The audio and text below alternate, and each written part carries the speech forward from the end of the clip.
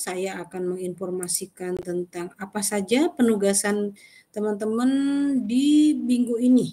Ya, jadi minggu ini Anda mau ngerjain apa, gitu kan ya. Nah, minggu ini penugasan Anda adalah menyelesaikan instruksi 7. Instruksi 7 yang nomor 1. Ya, minggu ini penugasan Anda adalah di situ. Oke, ini saya akan coba share screen hasil kerja saya begitu, supaya nanti bisa menjadi acuan bagi Anda untuk menyelesaikan penugasan tersebut. Ya, kalau mau direkam silahkan, mau di screenshot juga boleh. Ya, nggak jadi masalah buat aku. Ya, tapi yang jelas data ini nggak bisa saya berikan kepada Anda. Oke, apakah sudah terlihat yang saya share screen? Sudah ya, baiklah ya. Jadi teman-teman, pada instruksi 7, Anda diminta untuk melakukan penghitungan, dalam hal ini ringkasan penerimaan penghasilan, penghasilan bruto dan PPh pasal 21 yang dipotong bulan Desember 2023 bagi pegawai tetap. Ya, dalam hal ini adalah bagi pegawai tetap. Anda diminta untuk itu. Oke, caranya gimana? Ini Anda kerjakan di buku 2 halaman 23. Anda mengerjakannya di buku 2 halaman 23. Ini sudah saya kerjakan, ya, hasil pekerjaan saya, di mana saya memberikan contoh untuk Akbar. Untuk Akbar, ya, dan teman-teman pegawai tetap lainnya, di mana saya melihat data tersebut, atau sumber dari data ini saya melihatnya di mana? Saya lihatnya di instruksi 1, halaman 8 sampai dengan 10. Ya, ini adalah penghasilan bruto di bulan Desember. Dan ini adalah PPh yang dipotong di bulan Desember. Sedangkan yang kolom F adalah penghasilan bruto tahun 2023. Dan kolom adalah PPh yang dipotong tahun 2023. Ya, nah, bulan Desember besarnya 403.000. Ya, sedangkan penghasilan bruto selama tahun 2023 adalah 157.980.000. Lalu PPh yang dipotongnya adalah 6.861. Ini sama. Ya, untuk yang PPh dipotong sama penghasilan bruto tahunnya di instruksi 2 halaman 13 sampai dengan 15. Ini berlaku untuk semua pegawai.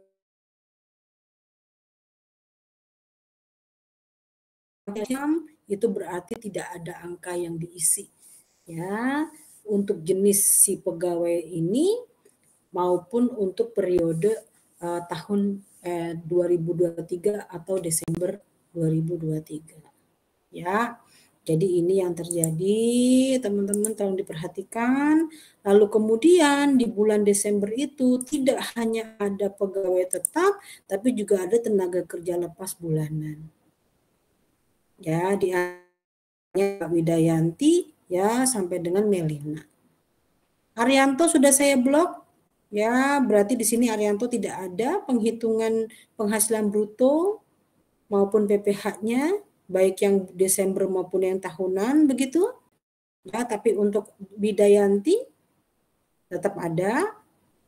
Ya, Udayana Melina tetap ada. Saya lihatnya di instruksi 1 halaman 11. Oke, lalu kemudian untuk PPh-nya juga sama, halaman 11. Sedangkan untuk tahunannya juga sama di halaman 11 saya melihatnya. Ya, dan seterusnya. Ini juga adanya di halaman 11. Sehingga akan diketahui subtotal untuk tenaga kerja lepas nilainya sekian dan total seluruh pegawai di bulan Desember tersebut ya totalnya brutonya ya 99 juta sekian, PPh yang dipotongnya adalah sekian. Nah, ini tugas Anda di buku 2 yang pertama. Yang kedua adalah tugas Anda di halaman 24 dan 26. Anda melakukan ringkasan penghitungan PPh bagi pegawai tetap pada akhir tahun 2023. Ya, untuk membuat bukti pemotongan ya PPh pasal 21 pegawai tetap. Jadi di bulan Desember itu setiap pegawai tetap mendapatkan bukti potong keseluruhan penghasilan selama tahunnya itu di bulan Desember. Ya, bedain sama tadi siapa Melina tadi ya, siapa nih? Widayanti, Udayana, Melina. Anda bikin potongnya kan bukti potong itu setiap masa, setiap bulan. Tapi kalau untuk pegawai tetap enggak, bikin bukti potongnya itu sekali untuk semua penghasilan dia selama setahun. Ya, bukti potong PPh pasal 21 pegawai tetap. Adanya di instruksi 2 halaman 13 sampai dengan 15. Oke, halaman 13 sampai dengan 15. Oke. Ya, di sini saya kasih contoh. Saya kasih contoh si Akbar. Ya, jadi Akbar di sini dia punya gaji pokok. Misalnya semua dari situ ya. Dari ini nih, tadi nih, halaman 13 ini. Ya, saya ngambil dari sini. Ini si Akbar ini gajinya saya pindah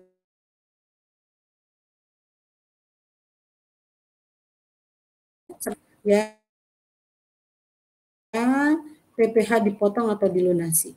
Hanya atas jasa produksinya totalnya berapa? Oke, dari sekian pegawai tetap tersebut ada yang PPh atas gajinya diblur karena memang nggak ada Artanti. Ini juga Andriawan, saya blur. Robi juga saya blur. Saya kasih blok hitam. Ya, di sini ada alasan dari saya mengapa dia tidak kita buatkan bukti potong untuk Andriawan karena dia berhenti bekerja di pertengahan tahun. Dan karena Robi mulai bekerja di pertengahan tahun. Sehingga tidak ada PPh yang dipotong untuk Robi. Begitu, maka kepada dua orang ini, Andriawan dan Robi, kita tidak membuat bukti potong. Begitu ya teman-teman? Ya, bisa diikuti ya. Nah, itu penugasan Anda di buku 2. Sekarang, tidak hanya di buku 2, Anda berlanjut ke penugasan buku 1. Ya, penugasan buku 1-nya ya adalah setelah Anda melakukan rekapitulasi tadi, Anda suruh bayar PPh pasal 21 bulan Desember. Nih, PPh pasal 21 bulan Desember. Dengan nilai sekian. Nah, ini sudah ada. Ya. Kode akun pajaknya, kode jenis setorannya, uraian pembayarannya. Untuk bulan Desember tahunnya 2023. Jumlah yang dibayar adalah sekian. 1.800.000 sekian. Dan adanya di Semarang tanggalnya 10 Januari. Oke, ini SSP-nya, surat setoran pajaknya. Kalau sudah bikin surat setoran pajak, tugas Anda berikutnya adalah Anda mengisi SPT. Ya, SSP ini kan fungsinya untuk bayar pajak. Sekarang mau dilaporin pajak itu. Cara ngelaporinnya pakai apa? Pakai SPT. SPT cara ngisinya jangan dari depan, tapi dari belakang. Kita udah belajar. Ya, dari belakang dulu nih kita ngisinya. Oke, untuk daftar biaya samain saja dengan tahun-tahun dengan bulan-bulan berikut yang sebelumnya, ini kosongkan saja, cukup diisi masa pajak sama NPWP-nya. Terus yang keempat, ini formulir 17.214 Romawi tentang daftar SSP. Daftar SSP ini berarti merujuk kepada tadi SSP yang sudah kita bikin. Ya, seingat saya sih saya udah ngasih nih nomor NTPN-nya kepada Anda semua. Di file Excel saya itu ada. Next, yang berikutnya untuk yang 3 Romawi. 3 Romawi ini berisikan tentang PPh pasal 21 final dan ternyata nggak ada. Untuk masa Desember nggak ada yang di PPh pasal 21 final. Jadi datanya kosong tapi tetap harus dilampirkan. Dan lalu berikutnya 1721 2 Romawi ini tentang bukti potong PPh pasal 21 tidak final bagi karyawan tidak tetap. Ya, siapa tadi? Ada Widayanti, Udayana, ya, Melina. Nah, ini sama ini. Kita bikin daftar bukti potongnya. Oke, yang membedakan dengan masa-masa sebelumnya adalah kalau di masa Desember ini kita tidak perlu bikin bukti potongnya. Kita hanya cukup membuat daftar bukti potongnya. Gitu ya. Oke. Good ya. Next yang berikutnya. Sampai di sini bisa diikuti ya teman-teman semua ya. Mudah-mudahan nggak ngantuk nih ya. Oke. Ya. Next yang berikutnya. Lalu 1721. 1721 1 Romawi. Ya, di sini ada 2 nih. Form 1721 1 Romawinya. Apa bedanya, Bu, antara kedua form tersebut?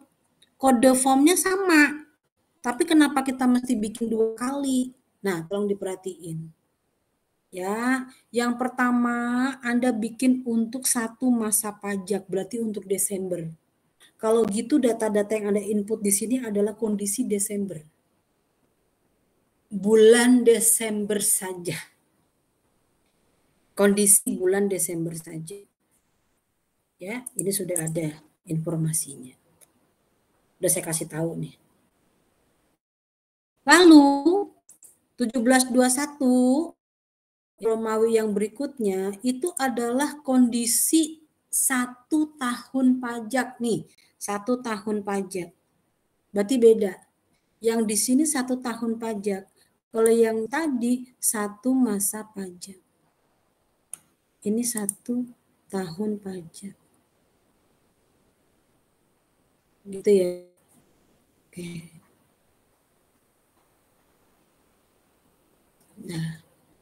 Nah, kalau sudah baru berikutnya ke induk SPT. Ya. Oke, induk SPT sama seperti masa-masa yang sebelumnya. Tulis SPT masanya di sini. Untuk masa pajaknya Desember gitu ya, ini SPT normal ya, dan seterusnya. Oke, di sini adalah pengisian daripada objek pajaknya. Ya, ada 11 pegawai tetap dan ada 3 pegawai tidak tetap. Nah, kalau sudah next baru di sini ya dijumlahkan. Nilai yang tertera harus sama dengan yang sudah tadi kita hitung ya. Di sini nih tuh harus sama dengan yang sudah kita hitung. Begitu ya. Oke, sampai ke bawah. Dan seterusnya sama lah dengan yang ngisi SPT masa-masa sebelumnya. Lalu terakhir mengisi formulir induk yang kedua. Sama ya dengan masa-masa yang sebelumnya. Oke, sama. Gak ada masalah aku rasa. Udah, minggu ini penugasan Anda hanya di sini saja. Oke, ada yang mau ditanyain dari aku tentang penugasan untuk minggu ini? Silahkan.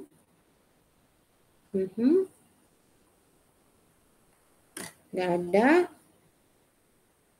Oke, kalau nggak ada ya nggak apa-apa. Ya memang belum ada hal yang ingin ditanyakan, jadi nggak masalah juga. Mudah-mudahan apa yang saya sampaikan untuk instruksi atau penugasan minggu ini dapat diterima dengan baik. Kalau gitu teman-teman jangan lupa dikerjakan penugasannya, begitu ya, dikerjakan penugasannya, dan setelah ini kita baru masuk ke tes lisannya. Ya, tes lisannya akan dimulai dengan teman-teman yang tadi sesuai yang sudah ada di e-learning ya, tabelnya ya, tabel daftar untuk tes lisan tersebut. Kita menggunakan link yang berbeda ya. link yang berbeda. Linknya saya sudah masukin ke e-learning. Ya, di e-learning itu ada linknya. Ada link untuk kita melakukan tes lisan. Ya, Anda bisa klik link untuk tes lisan tersebut, ya. Sama seperti halnya kegiatan tes lisan secara offline, nanti saya akan panggil satu persatu melalui grup kelas. Ya, satu persatu saya panggil melalui grup kelas untuk join di link Jimit tes lisan. Ya, baik.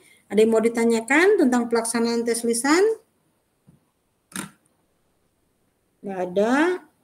Ya sudah, nggak apa-apa. Kalau nggak ada, kita akhiri kegiatan di siang hari ini. Terima kasih sudah bergabung. Buat teman-teman yang sudah bergabung, buat teman-teman yang akan tes lisan, mohon pantau terus grup ya, agar tidak ketinggalan gitu ya informasinya. Oke, itu saja dari aku. Selamat siang semuanya. Salam sehat buat kita. Sampai ketemu lagi minggu depan ya. Wassalamualaikum warahmatullahi wabarakatuh. Kita masuk ke link yang berikutnya ya. Oke. Ibu, terima kasih. Yuk.